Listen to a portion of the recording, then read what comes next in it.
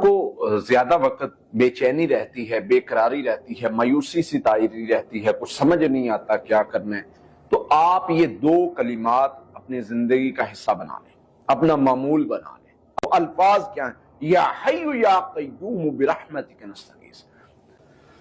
اس کے ساتھ دوسری دعا، اور یہ میرا تجربہ ہے ذاتی طور پر میرا تجربہ ہے کہ میں جس بندے کو یہ کلمات بتا دوں وہ پڑھنا شروع کر دے، نماز پڑھتا ہو، بس واللہ اس کی زندگی کی بے سکونیاں ختم ہو جاتی ہیں۔ وہ کلمات کیا ہیں؟